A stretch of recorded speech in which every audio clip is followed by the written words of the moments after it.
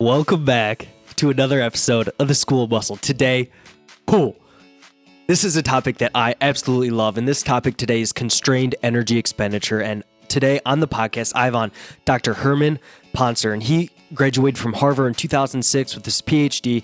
He's been on various publications and scientific articles. He's an associate professor of evolutionary anthropology at Duke University. He's given various presentations. He's writing a book. He knows his stuff. And in this podcast episode, we discuss what the constrained energy expenditure model is, what implications this might have on athletes, why this might occur, and future research that's going to happen on this topic. So, without further ado, Dr. Herman Pontzer. The first kind of thing that I think just to get everybody on the same page is to kind of go over what constrained energy expenditure actually is. And maybe if you'd like to talk about some of your research on it, that would be great. So I'll give you a little bit of background on how I got into the field of energy metabolism and energetics. I'm an evolutionary anthropologist, so I'm interested in how the human body works and how it got this way through evolution. And, from an evolutionary point of view, life is just a game of turning energy into kids, right? And natural selection is going to favor any strategies, behavioral or physiological, that improve your probabilities of being able to turn the energy in your environment into offspring. And so because of that, I have grown to be really just interested in how the human body uses energy. I think, you learn a lot about any species, ours included, in terms of by figuring out how it spends its energy, how many calories per day, and what those calories are spent on. And so in about 2009 or 10, actually a little earlier than that, a couple of colleagues and I, Brian Wood, who's now at UCLA, and Dave Reichland, who's at the University of Arizona, we got the idea that we would try to measure energy expenditures in hunter-gatherers living in northern Tanzania. Because, of course, all humans were hunting and gathering until really recently, in evolutionary terms, just a few generations ago.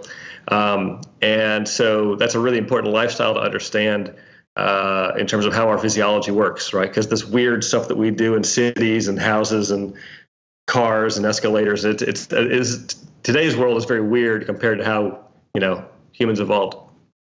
And nobody had ever measured energy expenditure in hunter-gatherers before. So we got funding and we went out there and did this work. Brian Wood is an expert. He's spent his career working with this group of hunter-gatherers called the Hadza in northern Tanzania. So we had those connections already. And we went and measured total energy expenditures in traditional hunter-gatherers who are very physically active, using the gold standard measurement technique called doubly labeled water, which is an isotopic tracking technique, which tells you how many calories you burn every day. So it's the gold standard way to measure calories. And nobody had ever done it before with hunter-gatherers, so we were excited to see what the results were. And what surprised us was we expected, because they're so physically active, we expected them to have really high energy expenditures. And that's not what we saw at all. In fact, their total energy expenditure per day, total calories per day, was the same as any random sample of Americans or Europeans or any other industrialized populations that are much less active. So that was a huge surprise, and that is what's kind of prompted this work I've been doing over the last few years, looking at what seem the apparent constraints on total energy expenditure. So I don't know about you, Ryan, but I know that when I was going through grad school and an undergrad before that, I was taught that your total calories you use per day is a function of how big you are, your body size. That kind of sets your basal metabolism. And then on top of that, everything else is how physically active you are. And if that's true, then, if I count for body size, then your total calories burned per day should just reflect how active you are every day. And the results from the Hadza work were telling us that's not actually how it works.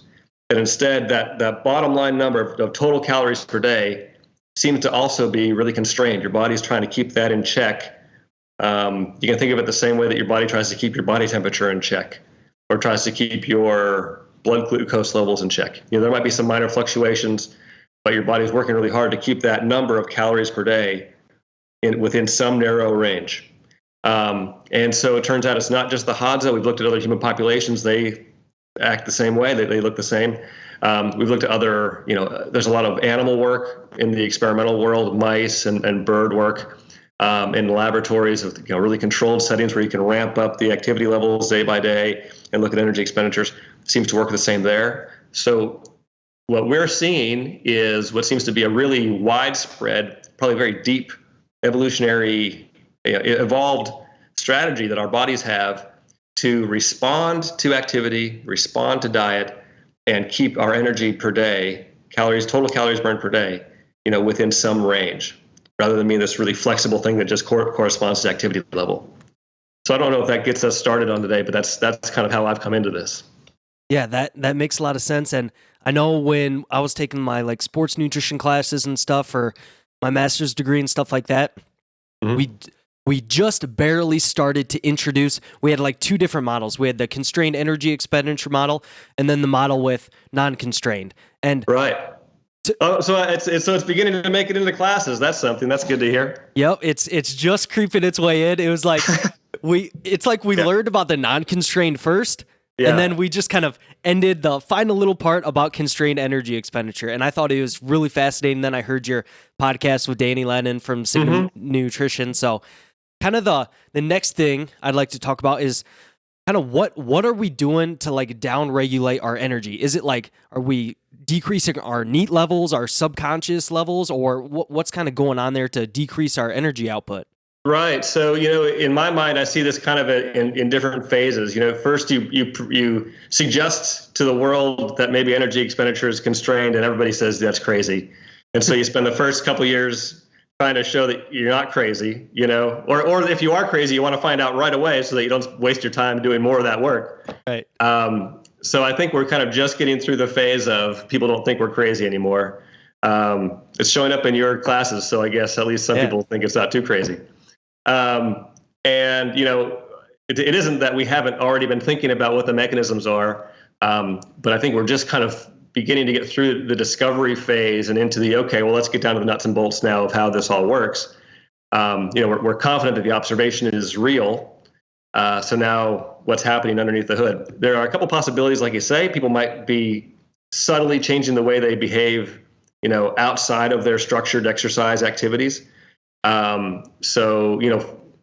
This NEAT idea that you brought up, I don't know how many of your listeners would know about this, but this is the idea that this is non-exercise activity thermogenesis, right? It's this idea that when you fidget or, stand instead of sit, all these kind of behaviors that you don't think about, but can affect your energy expenditure every day might add up and really, have an effect. So it's possible, certainly, that when you get people more and more active, they're doing those subtle things less, and that's saving calories.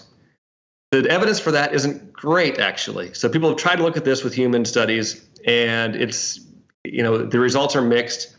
Certainly, the amount of energy that seems to be this sort of cushion that we seem to be able to use up as we're more and more or less and less active, this cushion that's responsive and allows us to keep energy expenditures the same because we're able to kind of cushion how much we spend on activity. That cushion seems to be too big to just be NEAT, to just be this non-exercise activity thermogenesis. That leaves the possibility that there are physiological things happening. So this, I imagine, would be of interest to people who are, working on building muscle or any other training regime. That all your organ systems seem to be responsive to exercise in some way, and typically the response to chronic exercise is suppressive. So your hypothalamic pituitary adrenal axis, the cortisol response, the stress response, that gets squashed in chronic exercisers, and that's a good thing. It keeps your inflammation levels down. Reproductive system, right? So if you look at estrogen in women or progesterone in women or testosterone in men, those levels seem to respond to exercise at certainly at the extremes, but even at moderate levels, you can see suppressive effects of exercise on in those steroid hormones. What else? Immune system response, right? So I was conflating two things. I was talking about cortisol response as well as inflammation. So cortisol response does get squashed with exercise, but so does low-level inflammation response, which is your innate immune system response. So we think we have good evidence that that exercise is sort of down-regulating chronic long-term exercise is down-regulating a lot of these systems and saving calories here and there to kind of cushion the extra expenditure of activity. Okay, I think so. Kind of a combination of your immune system, reproductive system, maybe a little bit of need in there. All those reasons could kind of add up for that. Yes, probably all of it is acting on this. Okay, gotcha. So I guess the next thing would be like, is how constrained do you think it is? Do we have some wiggle room to where like maybe a moderate activity, we have an increase in total energy expenditure, but maybe once we get to those kind of more extreme levels, then it gets a little bit more restrained, or how's that kind of work there?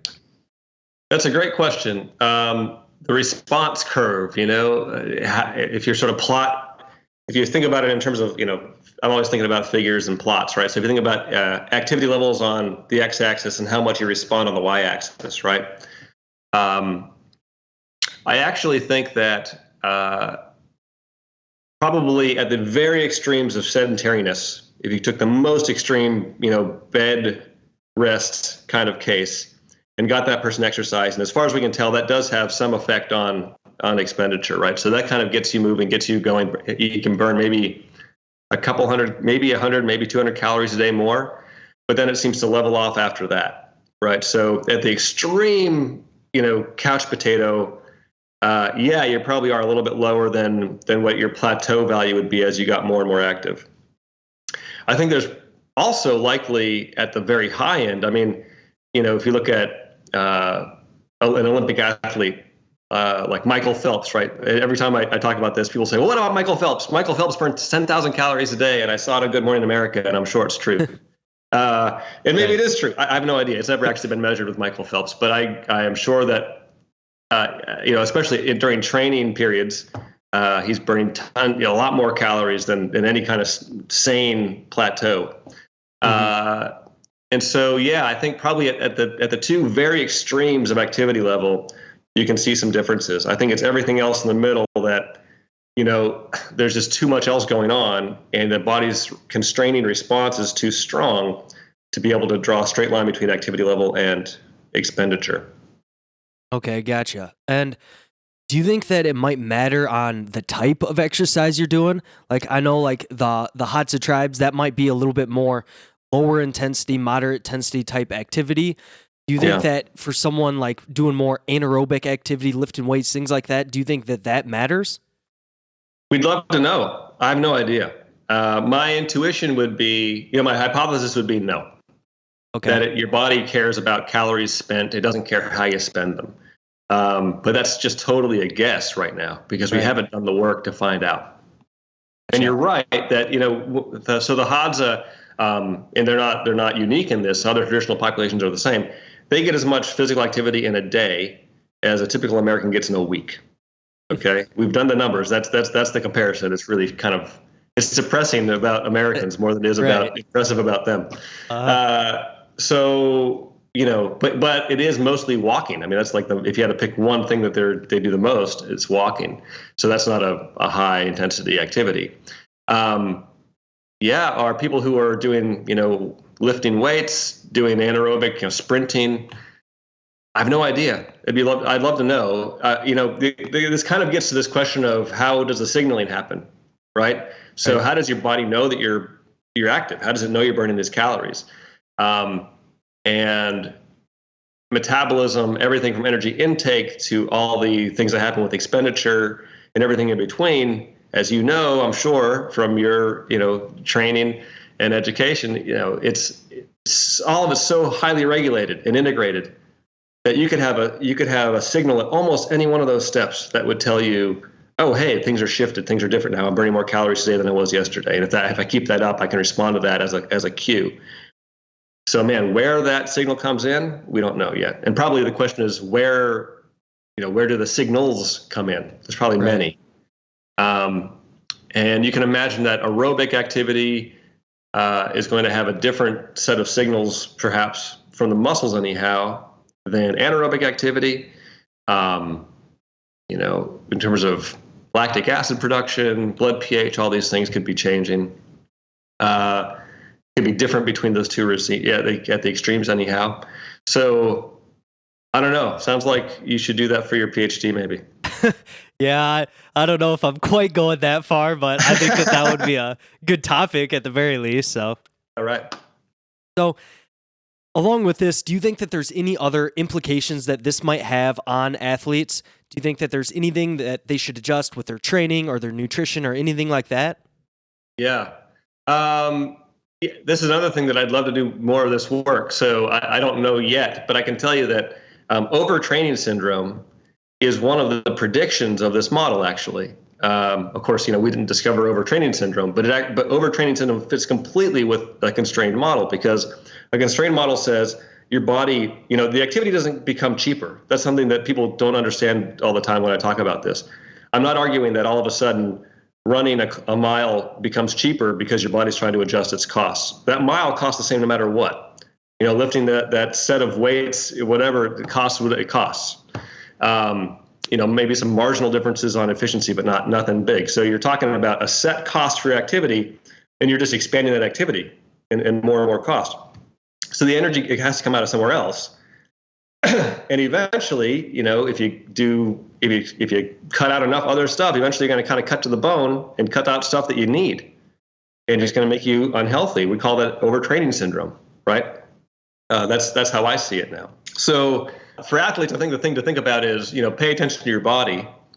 Don't just assume that because you've got all your nutrition worked out and you've got tons of calories and tons of protein coming in, that's going to be enough. Because if your body has a set amount that it's able to put through every day, if energy throughput is kind of capped, then you can try to jam as much fuel in as you want, and you're not going to be able to use it. That's the implication of this model. And you could be starving your other systems, right, and making yourself unhealthy, even though it feels like, you've got all this great food and all this great nutrition that you're able to supply. That might not be enough. So I think, the implication is just pay attention to your body. Okay, yeah. And, the other thing to say here, and I'm not sure, what kind of discussion we can have with this, or if this is even a useful discussion right now. But if you think about at the really elite level, right, of athletes, and the people like in the Tour de France who get caught cheating, okay? If you're a Tour de France cyclist and your life's work is all about being at the very limit of what the human body can do in terms of calories per day expenditure, then you are always flirting with overtraining syndrome. Right. And so you're always tempted to cheat, right? And what do people cheat with? They cheat with drugs, steroids, for example, that aren't stimulants necessarily, and they aren't even things that will enhance your performance on the track, but they're basically hormones that cover up the effects of overtraining syndrome, that tell your body that you're not starving to death and killing yourself, that everything's great. I think that's interesting, and I think that's telling that when people are tempted to cheat, they cheat with drugs that are basically trying to fool your body that you're not that you're not overextended, you haven't done too much.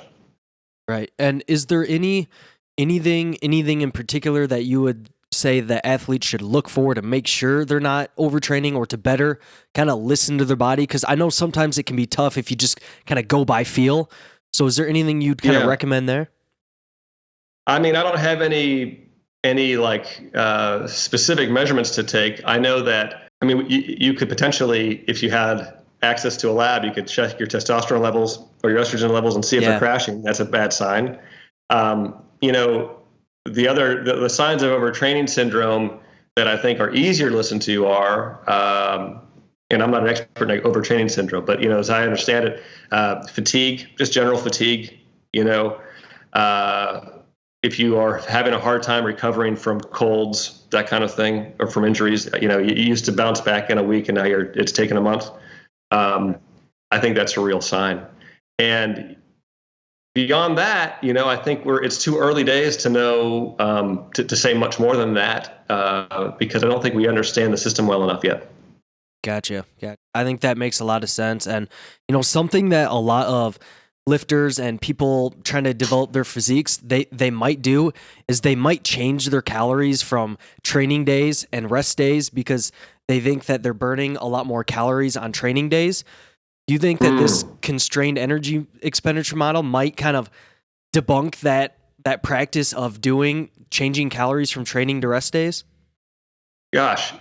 So I didn't know that people did that to any kind of real extent. So I'm now thinking about that phenomenon for the first time right now. Okay.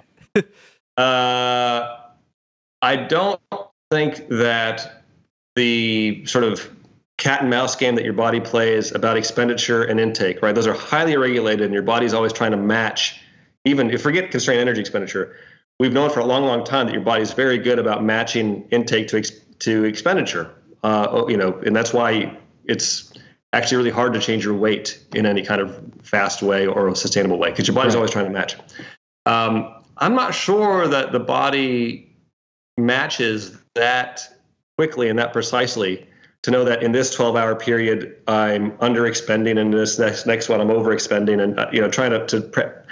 I don't see the value in that, but I'm kind of outside of my expertise here, so I don't know. But I would think that just keeping your calories kind of the same day to day shouldn't actually be a problem, because I don't think your body kind of catches up and crashes that quickly. Yeah, I think that's kind of the general consensus of a lot of more the leading evidence-based people in the fitness community, is that you can burn a similar amount of calories going to the grocery store as you would like lifting for weights for an hour. So you're kind of doing a lot over nothing if you're changing calories from training to rest days a lot. That's true. Oh, so I should also say, maybe this is more to your question. A constrained energy expenditure doesn't say that I'm going to have precisely the same calorie expenditure every day, right? There's still going to be variation day to day.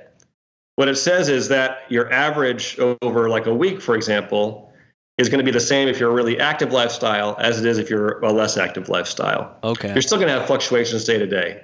So, I don't think there's any evidence that constraint means that I'm going to burn 2,650 calories today and tomorrow and Thursday. And, I don't think it's quite like that. Right. Okay. So it might be a better idea to kind of look at your weekly total calories rather than your kind of day to day. Yeah, I think that's probably the more of the sort of time scale to think about it. Okay, cool. And kind of the last thing is what's kind of the research that you're kind of working on right now, or the research that is up and coming that you are kind of more excited about? Well, there's a lot going on. Moving to Duke has been great because I've got all these collaborators and all this fun stuff we can do. So the two big things, I guess, one is that question of mechanism, right? What's happening exactly that's allowing the body to respond to activity and keep energy expenditures in check? I think that's the big open question that we're going to have to figure out, and that's going to have implications for clinical practice. It's going to have implications for ecology of animals in the wild. It's going to have a lot of implications for how all this stuff fits together and how it evolves. So as an evolutionary biologist by training, I'm so excited about that mechanism question, and we're trying to get at that. Mm-hmm. The other question I think that is really big in my mind is, how does your body figure out what its set point is supposed to be, right? How does your body know how many calories it's supposed to burn every day? Because somehow it does know that, because it seems to want to keep it at whatever level that is. Mm-hmm. And people do vary quite a bit, So here's another kind of thing to think about for your listeners. Those online calorie calculators that are telling you burn this many calories a day, that's almost a random number generator. Mm-hmm. Okay, because there's so much variation. You take two people of the same size, same physique, same body composition, all that stuff, have the same workout regimen, and they might differ in their calories per day by 500 or 600 calories a day. Easy. That wouldn't even that wouldn't surprise me. So how does your body know if you're a high metabolism or a low metabolism person? We don't know that yet. My feeling from the evidence I've looked at, my suspicion is that something happens through adolescence and into early adulthood that's really important for your body's kind of tracking where it's supposed to end up. How that happens, we don't know. But that's another thing we want to look at coming up. Cool. Those are the two. If I had to boil it down to two big projects, those are the two big things I want to focus on next. Yeah, well, I'm definitely really looking forward to that research and those topics coming up. I think there's so many things in this field that are exciting to me that are coming up here. And kind of the last thing here is where can people find you, find more about you, find some of the research you've done and things like that. And I'll definitely link like your studies on the Hadza tribes and things like that in the show notes and things like that. So. Yeah. Well, there's a few things. So there's the lab website, of course, and you can always find my papers on all the Google Scholar and PubMed, and a lot of them are open access. And anybody who wants to reach out is very welcome to email me, and I'm happy to have those interactions and send papers. I've got an article out in Scientific American last year, 2017, that goes over some of this stuff. I've got another article in Scientific American coming out. So if you're not interested in reading a scientific article, like, technical articles, you want to read something a little bit more approachable, you can check those out. And I'm working on a book, trying to get together some of these ideas about human metabolism into a book that might be fun to read for people. That's the idea. So stay tuned, I guess, and reach out, because I'm always happy to interact. That's great. I really hope people go and check that stuff out. And thank you so much for coming on today, Herman. I really do appreciate it. Sure, my pleasure. Thanks, Ryan. I really hope you enjoyed this episode. I'm going to give you my top 3 takeaways just to kind of conclude what we talked about today. So number 1, constrained energy expenditure is the idea that the body kind of regulates calories in a fairly tight window, and it doesn't seem like physical activity matters a ton when looking at your weekly total calorie levels. Number 2, we don't really know why this quite happens, but changes in meat levels, changes in your immune system, reproductive system, certain hormones could be what's kind of getting downregulated. But again, this is speculation. We really don't know what's going on at this point. And number 3, your day-to-day calories still might change a little bit, just a little bit. But your weekly calories probably don't change a whole lot. And this is why it's important to kind of keep your weekly calories in mind as probably one of the main things you're looking at. And to make sure that you're adjusting based on how you're responding. Are you gaining weight? Are you losing weight? What are you doing there? If you make sure to just continue to adjust these weekly calories based on how you respond, things should work themselves out. So thank you so very much for listening today. Go check out some of Herman Pontzer's stuff. Go check out my stuff at ryanjsalmon.com, and I will see you in that next episode.